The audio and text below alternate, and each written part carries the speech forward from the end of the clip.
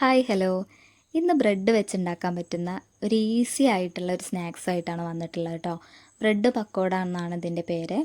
അപ്പോൾ നമ്മൾ സാധാരണ പക്കോടയൊക്കെ കഴിച്ചിട്ടുണ്ടാവും. അതിൽ നിന്ന് ഒരു ഡിഫറൻസ് ടേസ്റ്റിലാണ് ഈ ഒരു ഐറ്റം വരുന്നത്.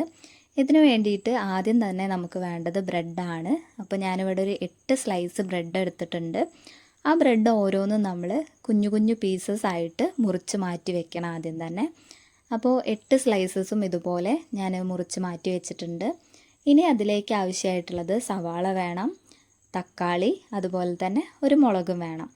സവാള ഞാൻ 2 എടുത്തിട്ടുണ്ട്. കാരണം ചെറിയ സവാള ആയതുകൊണ്ടാണ് 2 എടുത്തിട്ടുള്ളത്. വലുതാണെന്നുണ്ടെങ്കിൽ 1 മതിയാവും. പിന്നെ തക്കാളി ആണെങ്കിലും മുളകാണെങ്കിലും ഒക്കെ ഓരോന്നേ എടുത്തിട്ടുള്ളൂ. കൂടുതൽ നമ്മൾ സ്പൈസി അല്ലാതെ ഭയങ്കര എരിവൊന്നും ഇല്ലാണ്ട് മസാലകളും കാര്യങ്ങളൊന്നും ഇല്ലാതെയാണ് ഇത് ചെയ്യുന്നത് കേട്ടോ. അതുകൊണ്ട് ചെറിയ മക്കൾക്കാണെങ്കിലും വളരെ പെട്ടെന്ന് ഇഷ്ടപ്പെടുന്ന ഒരു ഐറ്റമാണിത്.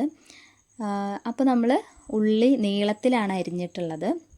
നീളത്തിൽ തന്നെ അരിയാനായിട്ട് നോക്കണേ. പിന്നെ അതുപോലെ മുളക് ഇങ്ങനെ ചെറിയ ചെറിയ കഷ്ണങ്ങളായിട്ട് അരിഞ്ഞിട്ടുണ്ട്.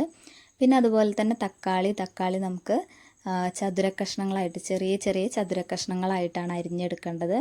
അപ്പോൾ ഒന്ന് തന്നെ മതിയാവും തക്കാളി. നമുക്കിതിങ്ങനെ മിക്സ് ചെയ്തെടുക്കുന്ന സമയത്ത് ഈ തക്കാളിയിലുള്ള നീര് വെച്ചിട്ടാണ് നമ്മൾ മിക്സ് ചെയ്യുന്നത്. അല്ലാതെ കൂടുതൽ അതിലേക്ക് വേറെ വെള്ളമായിട്ടോ എണ്ണയായിട്ടോ അങ്ങനെ ഒന്നും നമ്മൾ ആഡ് ചെയ്യുന്നില്ല. അതുകൊണ്ട് ഒരു തക്കാളി കുറച്ച് ഒരു മീഡിയം സൈസിലുള്ള തക്കാളി തന്നെ എടുക്കാനായിട്ട് നോക്കുക കേട്ടോ. പിന്നെ നമ്മൾ നേരത്തെ പീസാക്കി വെച്ചിട്ടുള്ള ബ്രെഡിലേക്ക് നമ്മൾ അരിഞ്ഞു വെച്ചിട്ടുള്ള ഓരോ കാര്യങ്ങളും ആഡ് ചെയ്ത് കൊടുക്കുകയാണ്.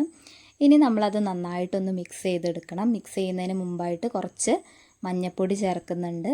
അതുപോലെ തന്നെ കുറച്ച് മുളക് പൊടി ചേർക്കുന്നുണ്ട്. ഒക്കെ എരിവിനൊക്കെ ആവശ്യം എത്രയാണെന്ന് വെച്ച് കഴിഞ്ഞാൽ ആ അളവിൽ ചേർത്താൽ മതി കേട്ടോ. പിന്നെ വേണ്ടത് കുറച്ച് ഉപ്പാണ്. കുറച്ച് ഉപ്പും കൂടെ ആഡ് ചെയ്തിട്ട് നമ്മൾ നന്നായിട്ട് മിക്സ് ചെയ്ത് കൊടുക്കണം. കൈ വെച്ച് തന്നെ മിക്സ് ചെയ്യുകയാണ് നല്ലത്. സ്പൂൺ വെച്ചിട്ടൊക്കെ ആണെന്നുണ്ടെങ്കിൽ കറക്റ്റായിട്ട് മിക്സായി കിട്ടില്ല. അപ്പോൾ അതിന് മുമ്പായിട്ട് കുറച്ച് മൈദപ്പൊടിയും കൂടെ നമ്മൾ ചേർത്ത് കൊടുക്കുന്നുണ്ട്. അങ്ങനെ നന്നായിട്ട് കൈ വെച്ചിട്ട് മിക്സ് ചെയ്തെടുക്കണം. നമ്മൾ നേരത്തെ പറഞ്ഞ പോലെ തന്നെ വെള്ളമോ കാര്യങ്ങളൊന്നും ആഡ് ചെയ്യേണ്ടതായിട്ട് വരില്ല. ആ ഉള്ളിയിലുള്ള അതുപോലെ തന്നെ തക്കാളിയിലൊക്കെ ഉള്ള നീര് തന്നെ മതിയാവും ഇത് നന്നായിട്ട് മിക്സ് ചെയ്ത് വരാനായിട്ട്. ഇനി നിങ്ങൾ മിക്സ് ചെയ്യുന്ന സമയത്ത് കുറച്ച് വെള്ളം കുറവായി ഫീൽ ചെയ്യുകയാണെന്നുണ്ടെങ്കിൽ മാത്രം ചെറുതായിട്ട് വെള്ളം ഒന്ന് ആഡ് ചെയ്ത് കൊടുത്താൽ മതി. അപ്പോൾ ഈ ഒരു കൺസിസ്റ്റൻസിയിലാണ് നമുക്ക് മിക്സ് ചെയ്ത മാവ് വേണ്ടത്. ഇനി നമ്മൾ എണ്ണ വെച്ചിട്ട് ഇതൊന്ന് മുക്കി പൊരിച്ചെടുത്ത് കഴിഞ്ഞാൽ നമ്മൾ ഉദ്ദേശിച്ച ഐറ്റം ആയി കഴിഞ്ഞു. അപ്പോൾ അതിന് വേണ്ടിയിട്ട് നമുക്ക് വേണമെങ്കിൽ ഓയിൽ യൂസ് ചെയ്യാം, അല്ലാന്നുണ്ടെങ്കിൽ വെളിച്ചെണ്ണ യൂസ് ചെയ്യാം. ഞാനിവിടെ വെളിച്ചെണ്ണയിലാണ് പൊരിച്ചെടുക്കാൻ പോകുന്നത്. അപ്പോൾ കുറച്ച് വെളിച്ചെണ്ണ ഒഴിച്ചിട്ടുണ്ട്. അതിലേക്ക് നമ്മൾ ബോൾസായിട്ട് നമ്മൾ സാധാരണ പക്കോട ഉണ്ടാക്കിയെടുക്കൂലേ അതുപോലെ തന്നെ ആ ഒരു ഷേപ്പിലാക്കിയിട്ട് അതിലേക്ക് വെച്ചിട്ട് ഒരു മീഡിയം ഫ്ലെയിമിലാണ് ഇത് വേവിച്ചെടുക്കേണ്ടത്. ഒരുപാട് സ്ലോ ആവാനും പാടില്ല, അതുപോലെ തന്നെ ഹീറ്റ് കൂടാനും പാടില്ല. അപ്പോൾ ആ ഒരു ഫ്ലെയിം ശ്രദ്ധിക്കാനായിട്ട് നോക്കുക. നന്നായിട്ട് ചൂടായ ശേഷം മാത്രം നമ്മുടെ മാവ് അതിലേക്ക് ഓരോന്നായിട്ട് ബോൾസായിട്ട് ഇട്ട് കൊടുക്കുക കേട്ടോ. പിന്നെ അതുപോലെ തന്നെ എല്ലാ ഭാഗവും ഒന്ന് വേവിച്ചെടുക്കാനായിട്ട് പ്രത്യേകം ശ്രദ്ധിക്കണം.